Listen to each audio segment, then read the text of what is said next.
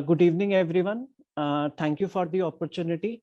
Uh, I would like to exemplify the various situations in which the imaging helps, especially in left main bifurcation PCI.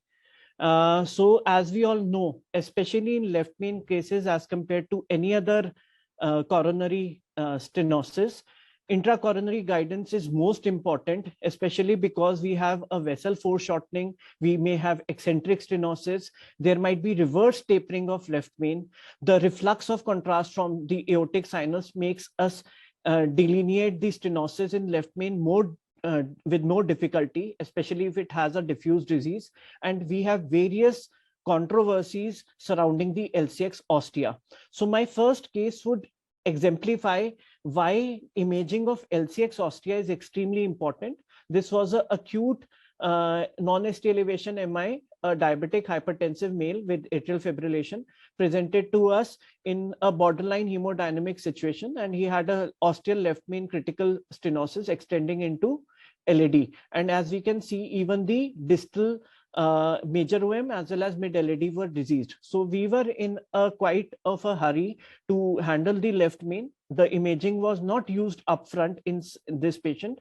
We did a quick pre-dilatation of the left main. We preferred to stent LCX to major OM fast, and then we did a left main to LAD stenting. And after we did this immediate procedure, we realized that the ostial left circumflex was pinched. And then we took an imaging catheter just to see what the actual disease in the left main bifurcation actually was. And as various studies have proved that the angiogram might hide the truth in such a case. Whether the angiographic picture of Medina class in distal LMCA is anything, it may be 111, 110, 101, whatever it is. Mostly the disease in distal LMCA continues in the ostia of LAD and LCX both in 62% of the patients. And henceforth, like in this case, after imaging the left LCX to LM ostia, we realized that there was a heavy plaque burden sitting at the LCX ostia to the tune of 60%. There was a thick cap delineating the lumen as well as the necrotic core, but it had a significant plaque burden at the LCX ostia, and we had to convert this procedure from a provisional stent into a tap stenting in this case. And possibly a imaging earlier would have helped us strategize, use a single stent. Maybe we could have done a DK crush or a mini crush in this situation earlier.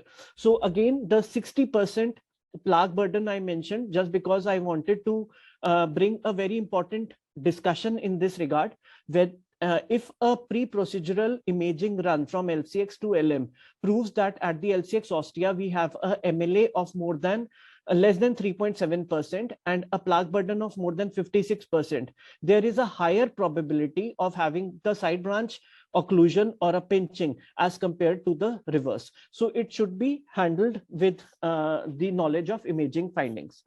So my next case would be a different strategy. It was a 68-year-old male presented to us with unstable angina class 3B and syncope.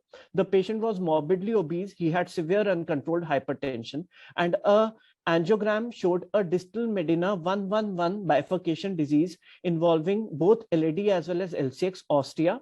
The culprit plaque looked more like proximal LAD. We couldn't appreciate much of calcium on the angiogram.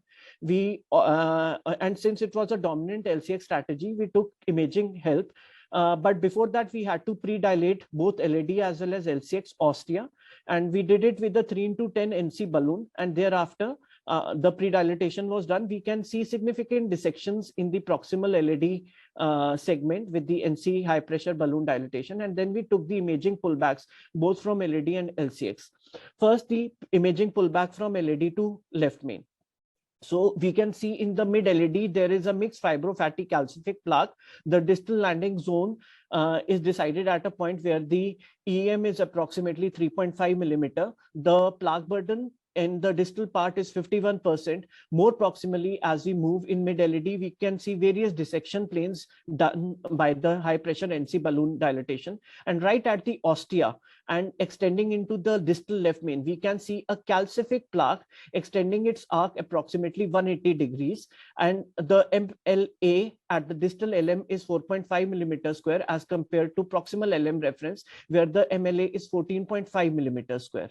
The pullback from LCX ostia to left main also reveals a significant plaque at the ostial left circumflex that is in fact superficially attenuated. Possibly the culprit lesion in this case could be a LCX also, and the distal and the findings of LM were reproducible on this imaging run.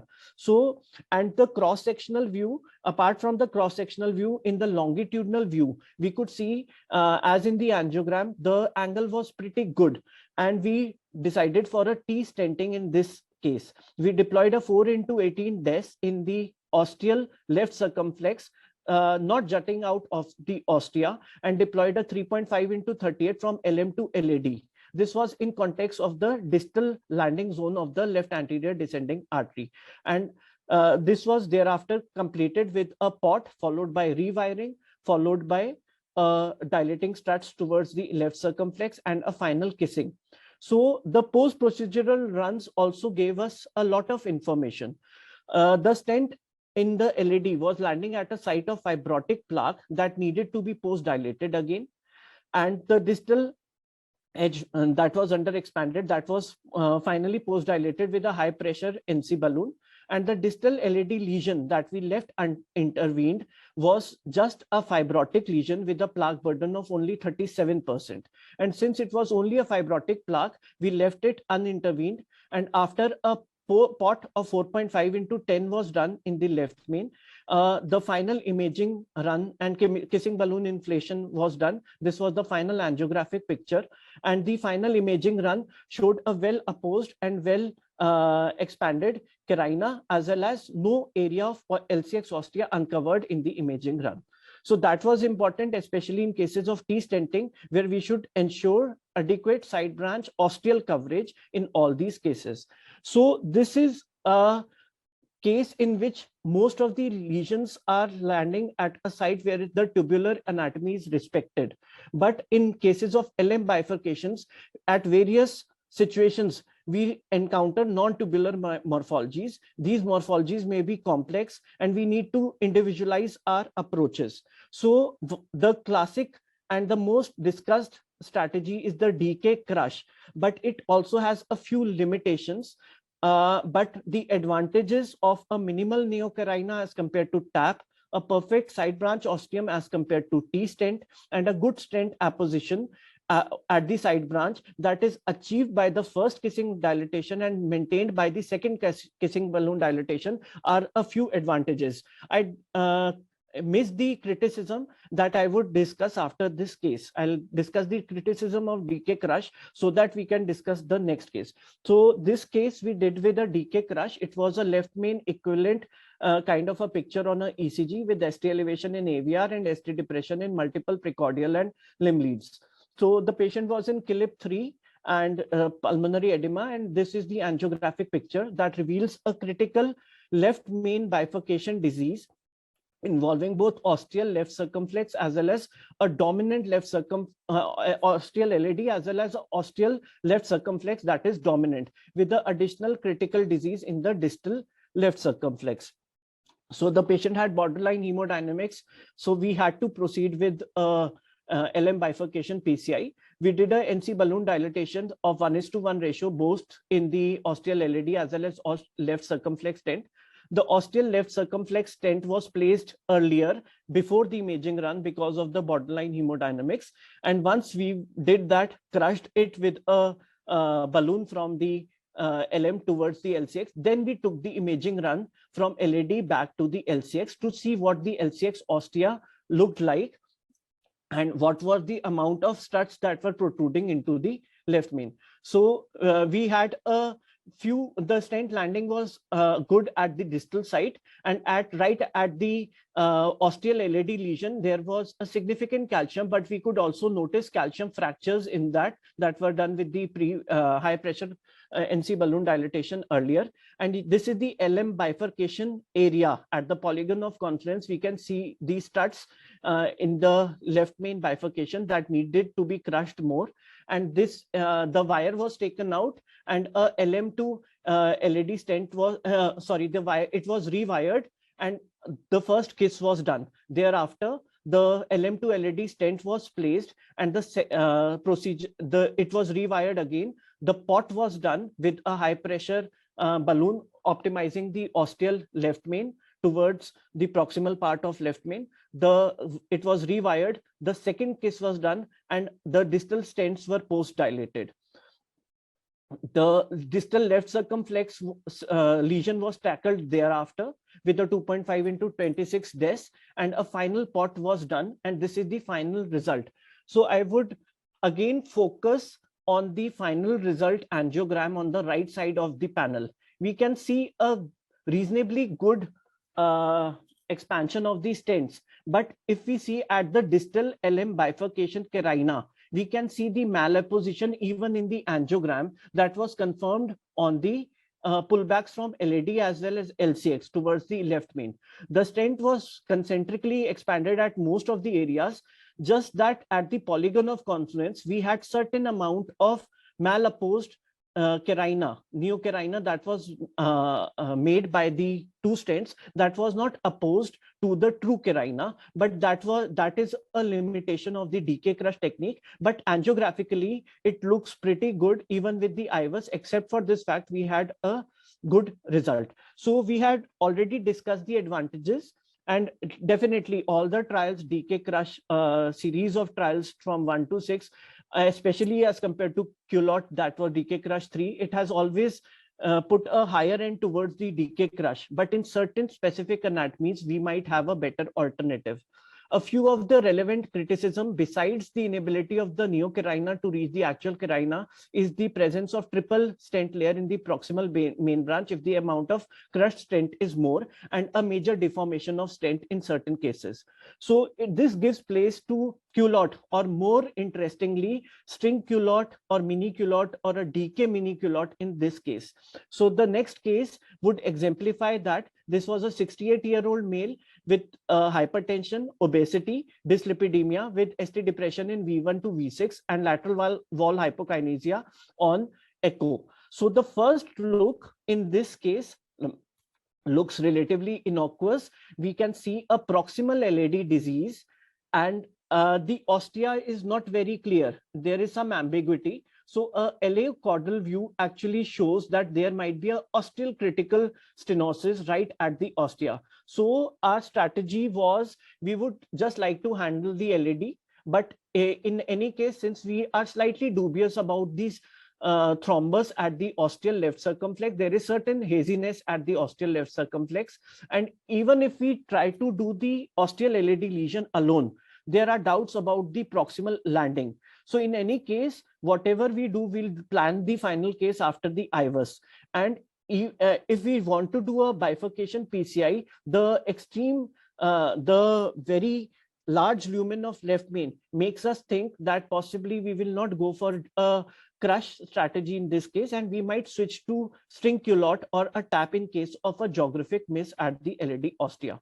So we did a pre-dilatation of the mid-LAD critical disease, and thereafter we did the IVUS assessment from LAD to LM pullback.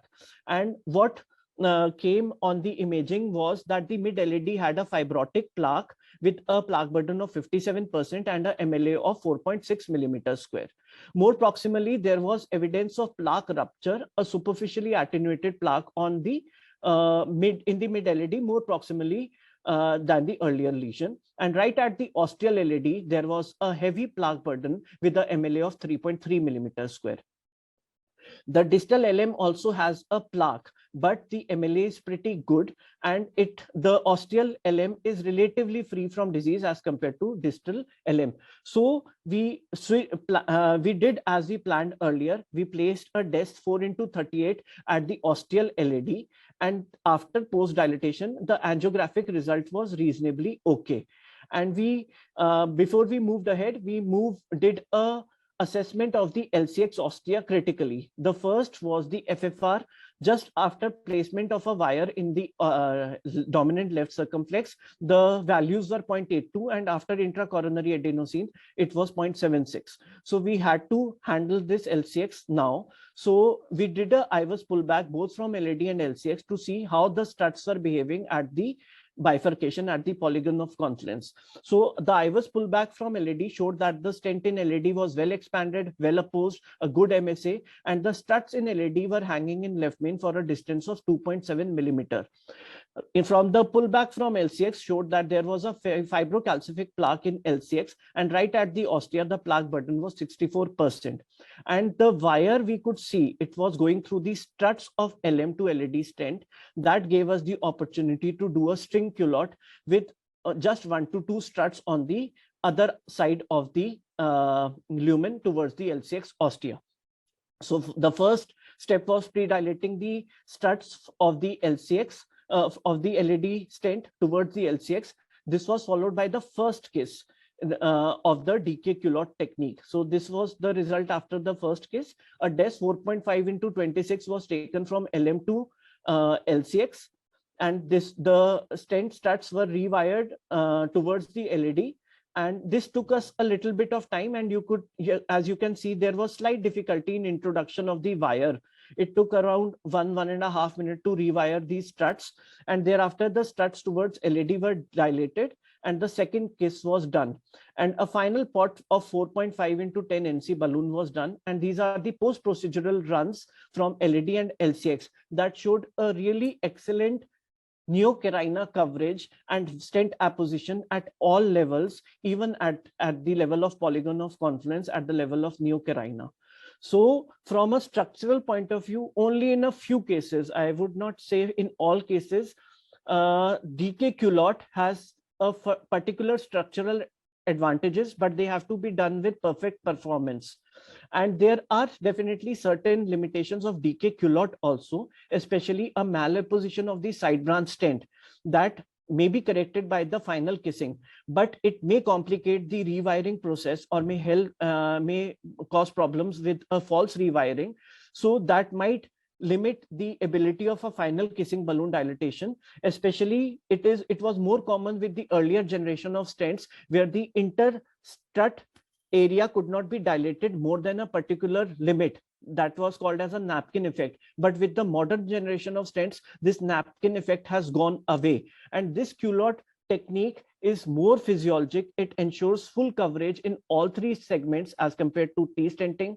There is minimal or no neocarina as compared to TAP.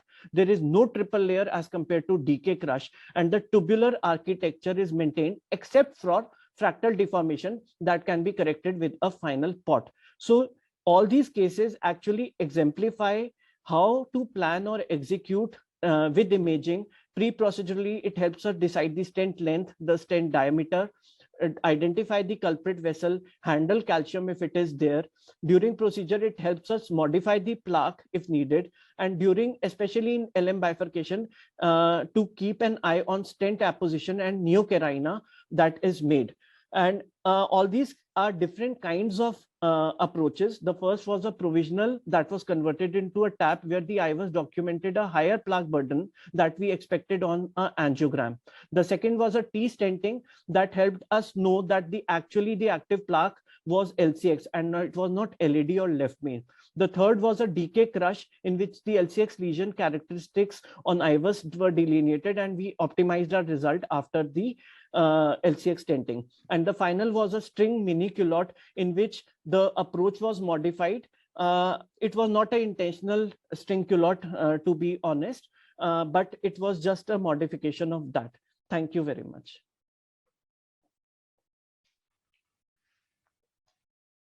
Well, thank you, Dr. Tanuj. First, hats off to you because you are using all the gadgets, imaging, physiology, everything.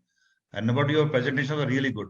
All charts were given, revealing all the statistics, all balloons you have used. So hats off to you if you are doing the cases in such a systematic manner. So I don't believe that you require any advice regarding anything.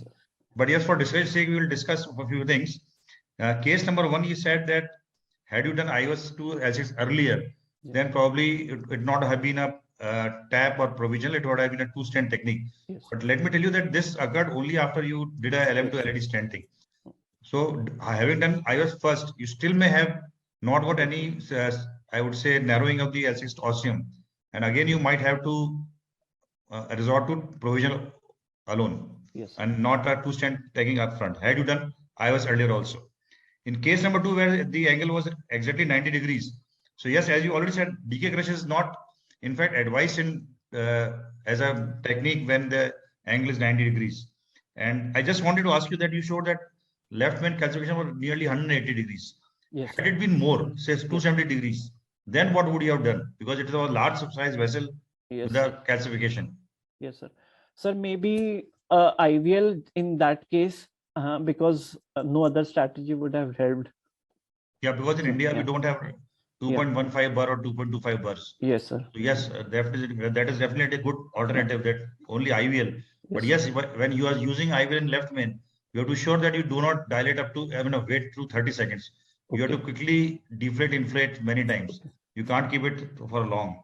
Yes, sir. And of course, the only criticism of T standing was that coverage might not be good, but you have definitely shown by IVAS that you have covered this area well. So there is no room for any criticism in that case. And of course, you have mentioned that DK crush produces 3 layers. So of course, we will not go ahead with DK crush in such cases. Case number 3, when you showed DK crush, I would just like to say that there are 2 more things to be added. One is the side branch optimization. So you take a balloon, NC balloon, after putting the stent, before crushing, you have to go to a very high pressure to optimize the side branch stent, so that you do not pass a wire to the side of the struts. Yes, so that is one thing. And secondly, the crush should be 2 steps crush. One with the balloon, which is sized according to the distal main branch, and second crush using the balloon size according to the left main or the proximal branch. Then only you get a very effective crush. So these 2 steps have been added by the founders of the DK crush also now. And regarding the 4th case, you are lucky that there were 2-3 struts in the left main. Yes. So my question is, suppose the struts were not hanging in the left main, then what would you have done? What approach would you have done in that case? If it was not hanging, it was only in the LED. No, you said 2 to 3 millimeters. There were struts in the LM also. Yes, and sir. You can wire through that and then do a kilowatt. So if my wire would have gone beneath the struts from the, means it would have gone into the lumen of LCX from LM to LCX, not through the struts, then it would have been kind of a reverse tap, I would say. And so actually I wanted to go through the struts because I wanted to do a DK string culotte for a long time. I was waiting for that opportunity. So the moment it came, I thought this is the opportunity. I have tried DK string culotte in LCX OM bifurcations. It works very well in those bifurcations, but in LED diagonal, it's very difficult. So the next is, especially with the EBC main data, I see they are doing a lot of culotte as compared to us in India. So that is a very, very good area where we can explore culotte. And after I've done this case, I have tried to do a few more cases, pulling the stent. My only fear is that if I go through, because it's not in our hand to wire all the time. So sometimes if I go through LM to LCX apart from the struts, then again I'm into crushing. So then why not do DK crush in those cases? So that is my. So let me go through the background of this culotte and DK crush business. See, Europeans are afraid of DK crush because they cannot reproduce so many steps. Asians are very good, number 1. Then when Dr. Cheng he showed that DK crush is better than culotte, then they tried to, they analyzed and found that the first case should be done in culotte also to give as good as results as the DK crush. So now what they have done is, because Europeans were doing mainly culotte or mini crush, so they've tried to improve on the culotte technique. And therefore, Dr. Gabor Toth, he has come out with this DK culotte concept, where if you do double case twice, then probably the results are as good as DK crush. So now there is a trial going on comparing DK culotte to DK crush. And I hope from the European sides that this might turn to be good, because they are mortally afraid of doing DK crush. While I've seen all Asian operators, including Indians, They are very comfortable doing DK crush.